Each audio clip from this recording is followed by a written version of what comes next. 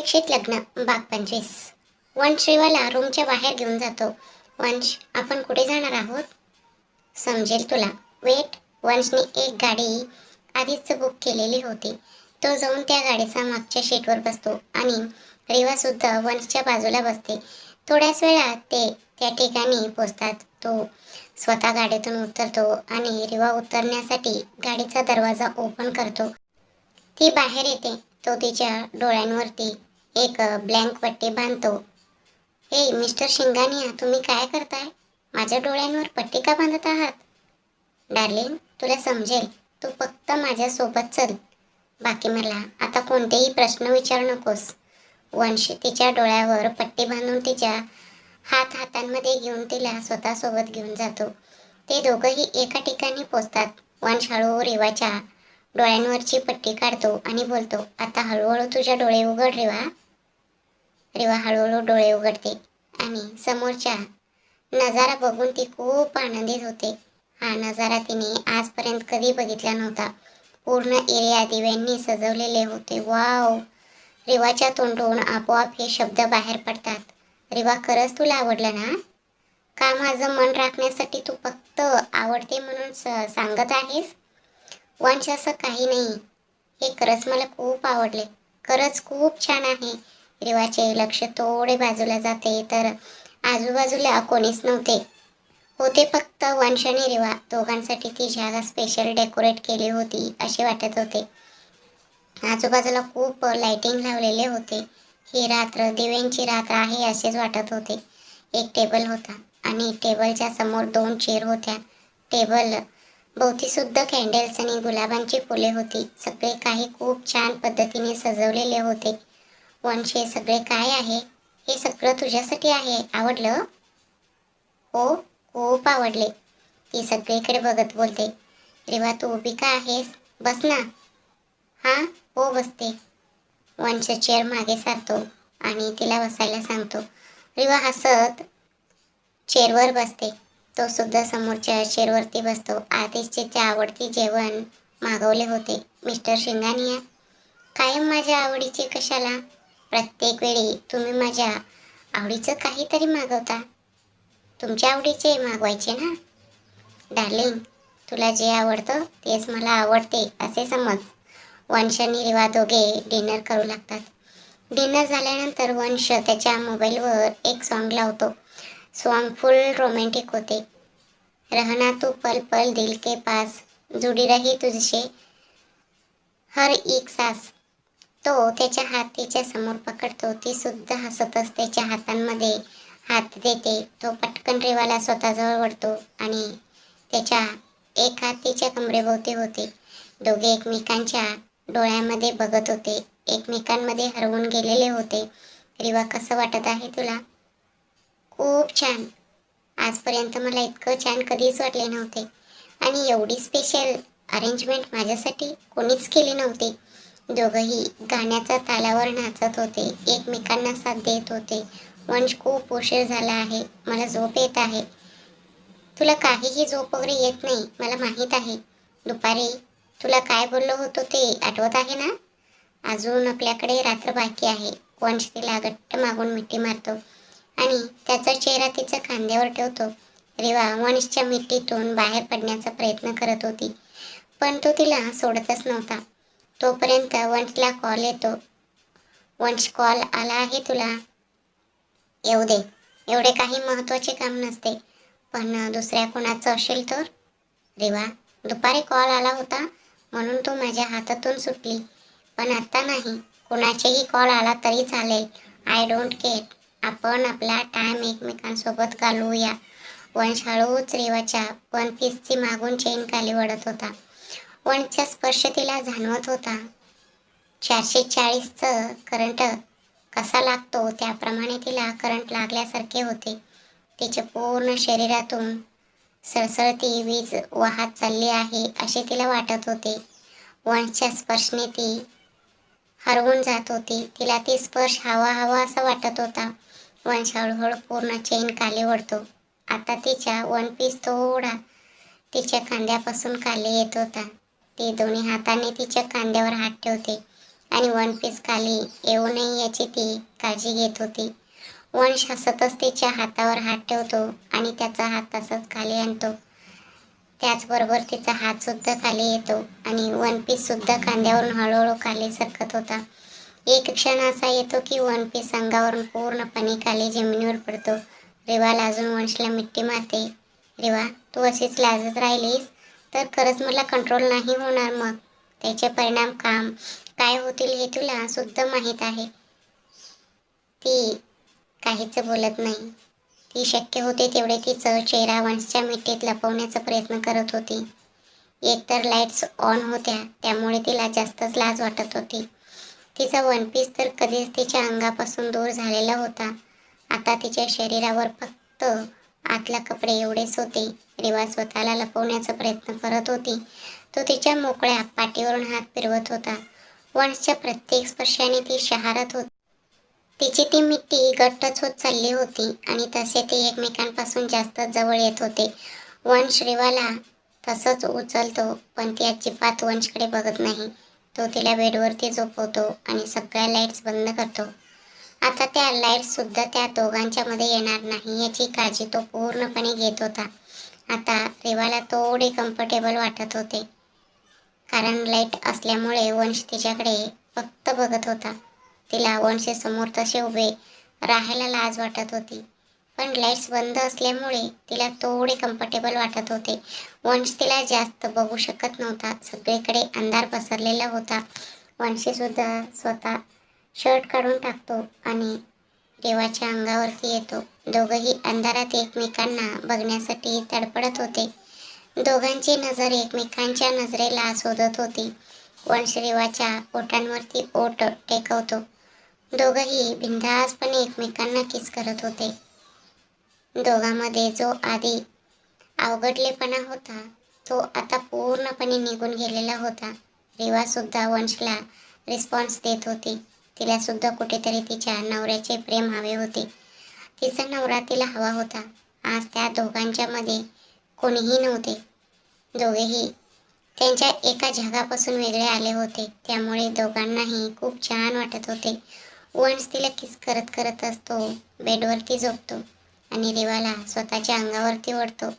आता तो बेडवर आडवा झाला होता आणि ती त्याच्या अंगावर होती.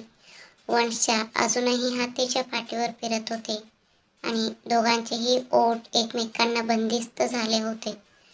किस करण्यात ते खूप गुंतून गेले होते. वंश तिला किस करत करतच तिच्या संपूर्ण अंगावर हात फिरवत होता. रिवाला सुद्धा आता वंशचा व्हायचं होतं. तिला सुद्धा ह्या सगळ्या गोष्टीची घाई झाली होती हे दिसून येत होतं. तिला सुद्धा आता दोघांमधलं दुरावा दूर करायचा होता. खूप दिवस झाले ते एकमेकांपासून दूर होते. एकमेकांच्या मनात प्रेम होतं पण परिस्थितीमुळे एकमेकांपासून दूर जायला लागत होते. पण आज दोघंही सगळ्या जगाचा विसर पाडून एकमेकांच्या जवळ येणार होते. वंश तिच्या अंगापासून तिचे आतले कपडे देखील पूर्णपणे वेगळा करतो आणि परत तिला बेडवरती झोपवतो आणि तो आता तिच्यावरती येतो. वंश रिवाच्या गालाला हात लावत आणि बोलतो, रिवा, आपण नवरा बायको आहोत. ह्या सगळ्या गोष्टी होणे साहजिक आहे. तुला ह्या सगळ्या गोष्टीचा त्रास तर नाही ना होत?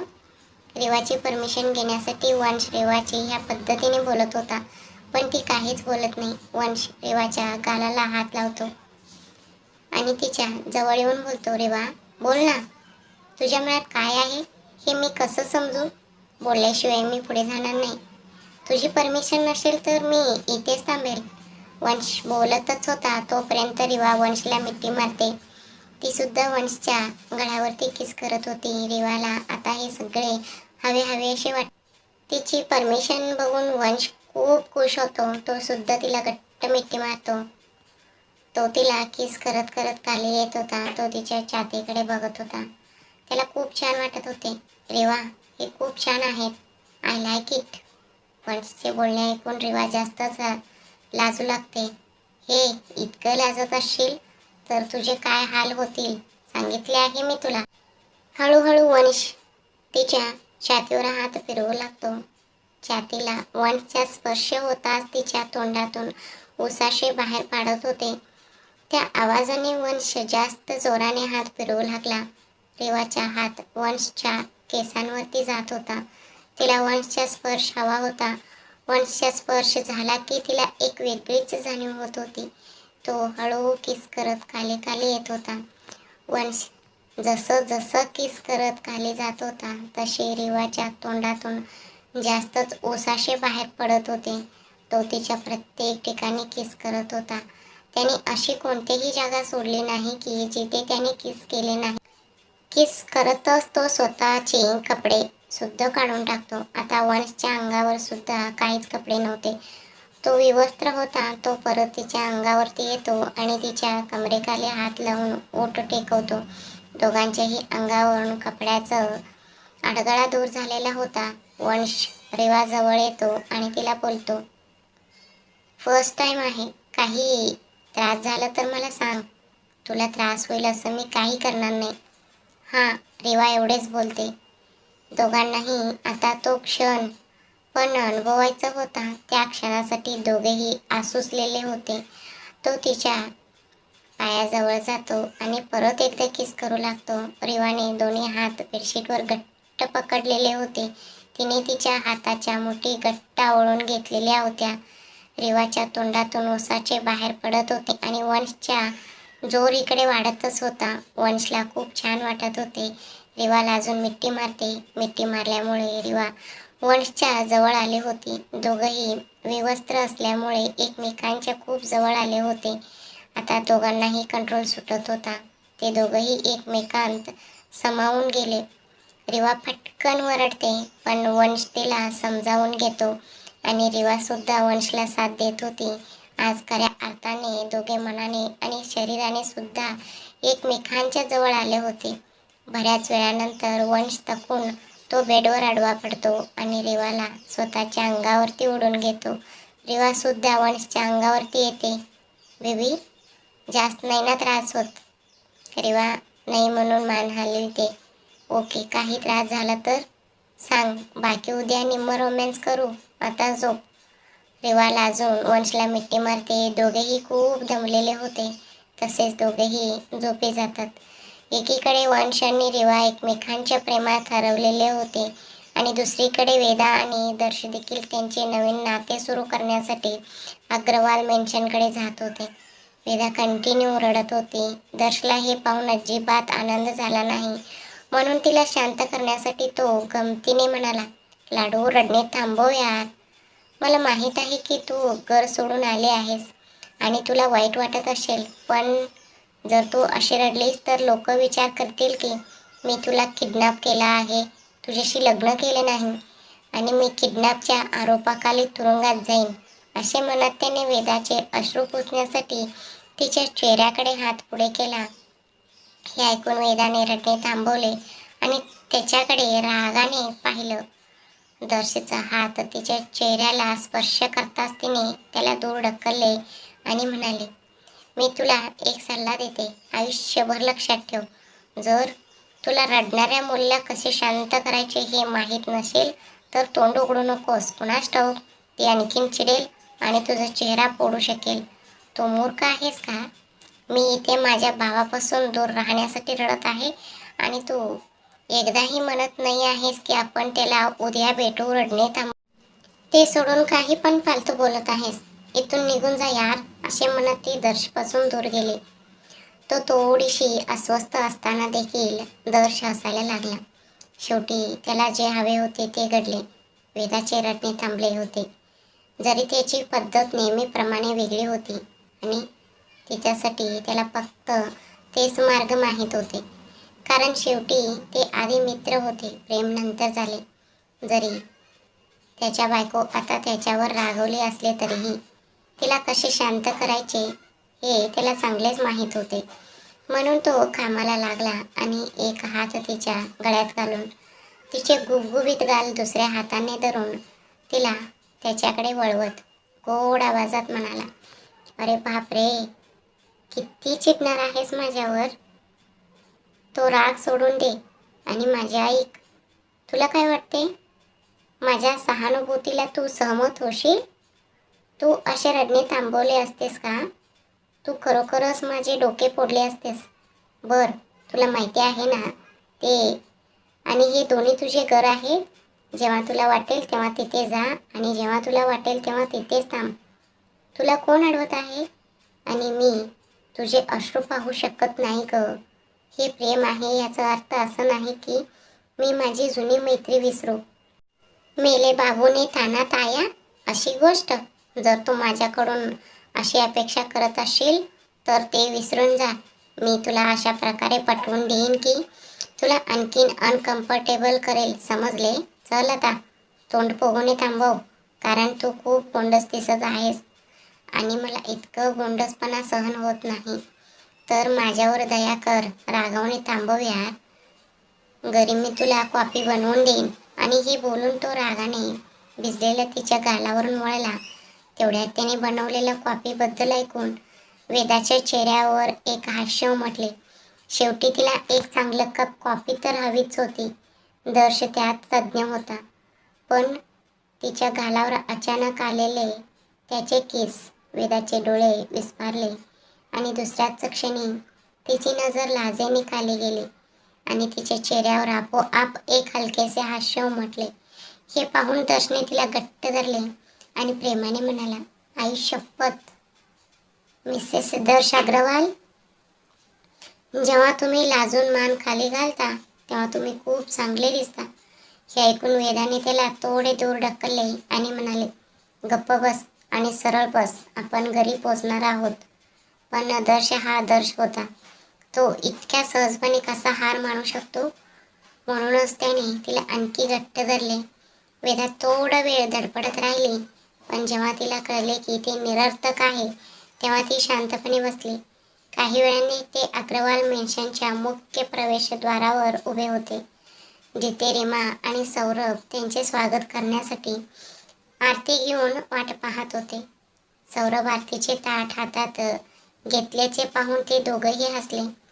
तेवढ्यात सौरभ वेदा आणि दर्शला आरती करून त्यांना म्हणाले, अंजली इथे नाहीये, पण तिच्या जाण्यापासून मी माझी सर्व कर्तव्य पार पाडली आहेत, म्हणून हेही. असे म्हणत दोघांची आरती केल्यानंतर त्याने तांदूळ भरून कळस खाली ठेवले. वेदा कळस ओलांडून दर्शचा हात धरून आत गेले. मग सौरभ यांच्या पाया पडून ती उभी राहिली आणि म्हणाले, बाबा तुम्ही नेहमीच तुमचे कर्तव्य खूप चांगले पार पाडले आहे आणि आजही आम्ही दोघंही खूप आनंदी आहोत की तुम्ही स्वागत केले आहे. थँक्यू सो मच बाबा. हे ऐकून सौरभ यांच्या चेहऱ्यावरील हास्य आणखीनच वाढले आणि त्याने वेदाला मिठी मारली आणि दर्शला म्हणाले, हे बघ, जर तू तिला थोडासाही त्रास दिला तर ह्या घरातून बाहेर पडण्याचा हा एकमेव मार्ग आहे, कारण ती तुझ्यापेक्षा जास्त माझी मुलगी बनली आहे. हे ऐकून वेदा आणि रीमा हसत असतानाच दर्शचा चेहरा पडला. तेवढ्यात सौरभ वेदापासून वेगळे झाले आणि खिशातून एक दागिन्यांचा डबा काढून तिला देत म्हणाले, हे अंजलीचे आहे. तिला हे दर्शच्या पत्नीला द्यायचे होते, जी आता तू आहेस म्हणून. तुला तिचा आशीर्वाद समज आणि ते कायमचे तुझ्याकडे ठेव. वेदाने बॉक्स उघडला आणि त्यात सुंदर पैंजण होते. ते पाहून तिने आश्चर्याने सौरभकडे पाहिले आणि म्हणाले, बाबा हे तेच पैंजण आहेत जे मला खूप आवडत होते आणि मी नेहमीच आंटींना ते माझ्यासाठी सुरक्षित ठेवण्यास सांगितले होते. सौरभ हसले आणि म्हणाले, हो, कारण ती नेहमीच म्हणायची. तुम्हाला माहिती आहे सौरभ, वेदाच्या डोळ्यात दर्शबद्दल ते प्रेम आहे जे मी तुमच्या डोळ्यात दुसऱ्या कोणासाठी तरी पाहिले होते. एके दिवशी ती ह्या घरात येईल आणि मग मी तिला तिच्या आवडता पैंजण देईन. मी तेव्हा तिचे शब्द गांभीर्याने घेतले नव्हते, पण आता मी म्हणू शकतो की ते खरे होते. हे ऐकून वेदाच्या चेहऱ्यावर एक लाजाळू हास्य उमटले. दर्शनेही मोकळेपणाने हसले. मग ते दोघंही रीमाकडे वळले आणि तिचा पाया पडून आशीर्वाद घेतले. रीमाने त्यांना मिठी मारली आणि म्हणाली, तुम्ही दोघंही माझ्यासाठी देवासारखे आहात, म्हणूनच नेहमी आनंदी राहा आणि एकमेकांसोबत राहा. देव तुमचे आयुष्य नेहमीच आनंदाने भरावे, हे माझ्याकडून आहे. असे म्हणत तिने एक लहान दागिन्यांचा डबा आणि बाप्पांची गोंडस मूर्ती वेदाकडे पुढे केली आणि म्हणाले, बाळा ते उघड आणि बघ, तुला गिफ्ट आवडले ना? वेदाने बॉक्स उघडला आणि आत असलेल्या ब्रेसलेटवर तिचे डोळे आनंदाने चमकले. तिने प्रेमाने ते हातात घेतले आणि म्हणाले, वाव आंटी खूप सुंदर आहे. त्यावर रीमाने हसून म्हणाले, हो नक्कीच सुंदर असणारच ना. ते मला माझ्या आयुष्यातील एका अतिशय खास आणि सुंदर व्यक्तीने दिले होते, म्हणून मला ते तुला द्यावे असे वाटले. हे बोलता बोलता तिने सौरभकडे पाहिले, जे आश्चर्याने तिच्याकडे पाहत होते आणि मनात म्हणाले, हे तेच ब्रेसलेट आहे जे मी तुला फ्रेंड्स असताना दिले होते आणि तू ते इतक्या वर्षापासून इतक्या काळजीपूर्वक जपून ठेवले होतेस. त्याबद्दल विचार करत असताना त्यांच्या डोळ्यात अश्रू आले, पण त्यांचे ओठ अजूनही हसत होते. रीमाला कदाचित त्यांना काय वाटत आहे हे समजले असेल, म्हणूनच ते मनात म्हणाले, मी ते जपून कसे ठेवू शकत नाही सौरभ. माझा एकमेव मित्र म्हणजेच तू मला ते दिले होते. ते तेव्हा माझ्यासाठी खास होते आणि आजही ते खास आहे. म्हणूनच मी ते खास लोकांना देत आहे जे माझ्यासाठी तुझ्या इतके महत्त्वाचे आहेत. हे विचार करत असताना तिच्या चेहऱ्यावर एक छोटेसे हास्य उमटले. हे सर्व केल्यानंतर त्याने आणखी काही विधी केले आणि शेवटी रीमा वेदाला दर्शीच्या खोलीत घेऊन गेली आणि तिथे सोडली आणि निघून गेली. ती निघून गेल्यानंतर वेदा आजूबाजूच्या सजावटीकडे पाहत होती. तिचे हृदय जोरात धडधडत होते. तेवढ्यात दार उघडले आणि ती मागे वळली. तिच्या चेहऱ्यावर एक गोड हास्य उमटले. शेवटी दर्श तिथे उभा होता. त्याच्या हातात 2 कॉफी मग होते. तेवढ्यात दर्श तिला हसताना पाहून म्हणाला, कोलगेटच्या जाहिरातासारखे दात काढणे थांबव आणि कॉफी घे, असे म्हणत तो कॉफीचं मग घेऊन वेदाकडे गेला. हे ऐकून वेदाने त्याच्याकडे पाहिले. तिने त्याच्या हातातून कॉफीचं मग घेतलं आणि म्हणाले, बकवास बोलणे थांबव आणि मला माझी कॉफी शांतपणे पिऊ दे. मला तुमच्यासारखा डोंगी माणसाशी बोलायचे नाही, जो काही क्षणापूर्वी म्हणाला होता की तुमचे स्मित हास्य खूप गोड आहे आणि आता मी दात काढत आहे हा. असे म्हणत तिने दर्शीच्या पोटात कोपरा मारला. तेव्हा दर्श मागे राहणार नव्हता. तो तिच्याकडे पाहत म्हणाला, हे तुला खूप महागात पडेल मॅडम. चल, मी माझी कॉफी संपवून नंतर बदला घेईन. असे म्हणत तो त्याची कॉफी पिऊ लागला आणि वेदा तिची कॉफी पिऊ लागली. कॉफी पिऊन वेदा कपडे बदलण्यासाठी निघणार होती तेव्हा दर्शने तिच्या कमरेभोवती हात ठेवला आणि तिला जवळ ओढत त्याने दुसऱ्या हाताने तिचे नाक घट्ट धरून म्हणाला, पुढच्या वेळी चहा पिताना जर तू माझ्या पोटात कोपर मारलीस तर तुला कळेल. वेदाने हळुवारपणे ओरडली आणि म्हणाले, मी तुला मारेन, मी तुला मारेन, मी तुला मारेन, 1000 वेळा मारेन, कारण तू त्याच लायकीचा आहेस मूर्ख. असे म्हणत तिने त्याच्या पायावर लाथ मारली, ज्यामुळे दर्शीची तिच्यावरील पकड सैल झाली आणि ती बेडकडे धावत गेली. तिथून एक उशी उचलली आणि दर्शवर फेकली. दर्शने सहज ती उशी पकडली आणि तिच्याकडे जाऊ लागला. त्याला तिच्या जवळ येताना पाहून वेदाने पटकन दुसरी उशी उचलली आणि मागे सतकत म्हणाले, बघ दर्श, मी आधीच थकले आहे, तिथेच थांब, नाहीतर मी तुला सांगते ते चांगले होणार नाही. असं म्हणत तिने त्याच्यावर उशी फेकून दिला. दर्शने स्वतःच्या पद्धतीने प्रत्युत्तर देत म्हणाला, मी तुला असे कसे जाऊ देऊ शकतो, मी बदला घेईन. आणि त्यांचे भयंकर युद्ध चालू असतानाच अचानक दर्शेचा पाय वेदाच्या लेंगावर अडकला, ज्यामुळे तो त्याचा तोल गमावून बेडवर पडला. त्याने स्वतःला सावरण्यासाठी वेदाचा हात धरला, पण तो तिच्यासोबत बेडवर जोरात कोसळला. पडल्यामुळे दोघांनीही डोळे मिटले होते आणि त्यांचे हृदय धडधडत होते. पण थोड्या वेळाने त्याने हळूहळू डोळे उघडले आणि दर्श आले आणि वेदा त्याच्यावर दिसले. त्यांचे डोळे एकमेकांना भेटले आणि दोघे खूप कन्फ्युजनमध्ये होते. त्यांच्यामध्ये फक्त 1 इंच अंतर होते. इतक्या जवळून ते एकमेकांचे मादक श्वास जाणवू शकत होते.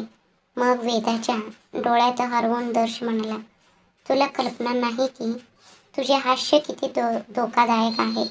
प्रत्येक वेळी ते तुझ्या चेहऱ्यावर दिसते ते माझ्या हृदयाचे टोके कमी करते. म्हणूनच मी तुला असे हसू नको असे सांगतो. दर्शकडून हे शब्द ऐकून वेदाचा चेहरा पुन्हा गोड हास्य आणि लाजेने उजळला. हे पाहून दर्शने त्याचे ओठ तिच्या गालावर आणले. त्यांना प्रेमाने स्पर्श केला आणि म्हणाला, मला माहीत नाही का, मला आजकाल तू लाजतेस हे आवडते, पण माझी शिहीन कुठे गेली आहे आणि ही रडकी मांजर कोणी आणली? हे ऐकून वेदाने त्याच्या छातीवर हलकेच मारले. मग दर्शने तिला पकडले आणि उलटे केले, जेणेकरून ती त्याच्या खाली होती आणि दर्श तिच्या वर आला. मग दर्श तिच्या डोळ्यात पाहत म्हणाला, लढण्यासाठी आयुष्य रिकाम आहे. आज प्रेम आणि माझ्या हक्कांना परवानगी आहे का? हे ऐकून वेदाने लाजून डोळे खाली केले आणि दर्शेच्या शेरवानीवर तिची पकड घट्ट झाली. मग ती हळुवारपणे म्हणाली, हो, अधिकार आणि परवानगी आहे. हे ऐकून दर्शेच्या चेहऱ्यावर एक गोड हास्य आणि त्याने आपले ओठ तिच्या कपाळावर ठेवले. हळूहळू त्याचे ओठ वेदाच्या कपाळापासून तिच्या डोळ्यांकडे, नंतर तिच्या गालावर आणि शेवटी तिच्या ओठांकडे सरकले. पण थोड्या वेळाने त्याचे ओठ पुन्हा वेदाकडे ओठ सोडत तिच्या मानेवर सरकले आणि तिच्या मनगट्टापर्यंत पोचले. यामुळे वेदाचा श्वास वाढला आणि तिचे हात दर्शेच्या केसांना पकडू लागले. ते एकमेकांमध्ये हरवून जात होते, प्रत्येक अर्थाने एक होत होते. आता फक्त त्यांच्या हृदयाचे टोके, त्यांचे श्वास आणि खिडकीतून येणारा वारा हाच आवाज होता. खिडकीतून येणारा चंद्रप्रकाश देखील त्यांच्या प्रेमाची साक्ष देत होता. आजची रात्र शांत आणि मादक होती आणि रात्रीच्या कोणत्या वेळी एकमेकांना प्रेम व्यक्त करताना ते दोघंही एकमेकांच्या मिठीत झोपी गेले, कोणास ठाऊक. ही मोहक रात्र अशीच गेली आणि दुसऱ्या दिवशी सकाळ आली. दुसरीकडे वंश आणि रेवाच्या हॉटेल रूममध्ये रेवा लाजत होती. मागच्या रात्रीचा घटना आठवत होती. तेव्हा अचानक तिची नजर बेडसाईड टेबलावर असलेल्या एक लहान गिफ्ट बॉक्सवर पडली. त्याच्या बाजूला एक चिठ्ठी आणि एक कप चहा होता. तिचे हास्य वाढले. मग तिने ती चिठ्ठी उचलली आणि ती वाचली. त्यावर लिहिले होते, खरं सांग माय डिअर वायफी, माझ्याबद्दलच विचार करत आहेस ना? तू नक्कीच लाजत असेल. तुझ्या त्या सुंदर चेहऱ्यावर गोड हास्य असेल. ते वाचून रेवाचा चेहरा पुन्हा लाल झाला. पण नंतर तिने पुढे वाचले, जिथे लिहिले होते, बर, कविता बाजूला ठेवून मुद्दा असा आहे की थोडा चहा घेऊन झाल्यानंतर गिफ्ट बघ. आणि एके दिवशी मी हे तुझ्यासाठी म्हणून घेतले, पण मी ते तुला देऊ शकलो नाही आणि आज मला ते देण्याची योग्य संधी मिळाली आहे. तर हे देखील घाल. तुझं बिचारा नवरा खूप आनंदी असेल आणि आता तू विचार करत असेल की मी कुठे आहे. तर मी तुला सांगतो की मी काली डायनिंग एरियामध्ये तुझी वाट पाहत आहे. तर तयार हो आणि काली लवकर मला भेट. तिथे माझ्यासोबत एक ब्युटिफुल सरप्राईज देखील तुला भेटण्याची वाट पाहत असेल. हे वाचून तिने चिट्टी मिट्टी मारली आणि मनातच बडबडली, बाप्पा, मी असे कोणते चांगले काम केले आहे की वंश माझ्या आयुष्यात आला आणि माझे आयुष्य बनले. असे म्हणत तिने चिठ्ठी काळजीपूर्वक ठेवली आणि गिफ्ट बॉक्स उचलला. तो उघडताना तिला आत एक सुंदर हिऱ्याचं सेट दिसला. त्यासोबतच एक छोटी चिठ्ठी जोडलेली होती, ज्यावर लिहिले होते, to my lovely dear rest wife. वाचून तिच्या चेहऱ्यावर गोड हास्य आले. तिने बॉक्स बंद केला आणि चहाचा कप घेतला आणि नंतर पटकन तयार झाली. तिने ग्रे कलरची सॅटिन साडी घातली, केस ओपनमध्ये ठेवले आणि वंशच्या गिफ्ट नेकलेस घातला. सिंदूर लावून ती तिथून निघून डायनिंग एरियाकडे निघाली. तिथे पोचल्यावर तिला वंश एका टेबलावर मॅचिंग ग्रे कलरच्या सूटमध्ये उभा असलेला दिसला. हे पाहून तिला विचित्र वाटले आणि ती त्याच्याकडे आली आणि म्हणाली, तू का उभा आहेस आणि तेही अशा पद्धतीने? त्यावर वंशने उत्तर दिले, कारण मिसेस शिंगानिया, मी आज तुमच्यासाठी स्वतःच्या हातांनी नाश्ता बनवला आहे, म्हणून मी सर्वही करेन. मी दुसऱ्याला श्रेय का देऊ, असे म्हणत त्याने रेवासाठी खुर्ची ओढली. हे ऐकून रेवाचे डोळे आश्चर्याने विस्फारले. पण दुसऱ्याच क्षणी अश्रूंच्या धारा लागल्या आणि ती खाली बसली आणि म्हणाली, प्रत्येक वेळी जेव्हा तू मला तुझ्यावर द्वेष करण्याचं माझ्या निर्णयाबद्दल पश्चाताप करायला लावतोयस आणि तुझ्यावर प्रेम करण्याचा माझ्या निर्णयाचा अभिमान बाळगतोयस, त्यावर वंश हसला आणि म्हणाला, मला तुझं पश्चाताप आणि काळजी माहीत नाही, पण तू माझ्यावर प्रेम व्यक्त केले हे पाहून खूप बरं वाटते. हे ऐकून रेवाच्या चेहऱ्यावर पुन्हा लाली आली. तेव्हाच वंश म्हणाला, बाकी सर्व काही ठीक आहे, पण मी तुला आता दिलेली गिफ्ट घातल्याबद्दल धन्यवाद. तुला ते घातलेले पाहून मला किती आनंद झाला आहे हे मी शब्दात व्यक्त करू शकत नाही. असे म्हणत त्याने रिवासमोर एक प्लेट ठेवली आणि त्याने बनवलेले पदार्थ तिला सर्व करू लागला. मिक्स सॉस पास्ता आणि गार्लिक ब्रेड आणि डेझर्टमध्ये ब्राउनी. हे सर्व पाहून रिवा आश्चर्याने म्हणाली, मिस्टर शिंगानिया, तुम्हाला खात्री आहे का की तुम्ही हे सर्व बनवले आहे? असे म्हणत तिने एक पॉट उचलला आणि खायला सुरुवात केली. तेवढ्यात वंश म्हणाला, हो, मला खात्री आहे की मी हे बनवले आहे, कारण जर मी इथे खोटं बोललं तर मला आयुष्यभर त्रास होईल, जे मला कधीच नको आहे. अशा म्हणत तोही हसला आणि दोघंही हसायला लागले. तेवढ्यात रिवाने पहिला घास घेतला आणि म्हणाले, तू चुकीच्या मार्गावर आला आहेस मिस्टर वंश शिंगानिया. बिझनेस सोडून रेस्टॉरंट उघड. किती मस्त टेस्ट बनवले आहेस. आतापासून तू घरीच कॅन्टिनेंटल जेवण बनवशील. वंश हसला आणि मान हलवत म्हणाला, जशी तुमची इच्छा आहे मॅडम. आणि मग दोघंही हसले. त्यांचा दिवस आनंदाने गेला. तिथे अग्रवाल मेन्शनमध्ये दर्शीचे डोळे नेहमीप्रमाणे उघडले आणि तो उठणारच होता. तेवढ्यात अचानक त्याला त्याच्या छातीवर एक जडपणा जाणवला. त्याने त्या दिशेने पाहिले तेव्हा त्याला वेदा छातीवर डोके ठेवून झोपलेली दिसली. हे पाहून त्याच्या चेहऱ्यावर एक गोड हास्य पसरले आणि त्याने त्याचे ओठ तिच्या कपाळावर ठेवले आणि मनात म्हणाला, मी कधीच कल्पना केली नव्हती की ज्या व्यक्तीला मी इतकं त्रास देत होता तिला मला माझ्याजवळ पाहून इतके आराम मिळते. असे म्हणत तो थोडा तिला बाजूला केला आणि झोपलेल्या वेदाकडे पाहत राहिला.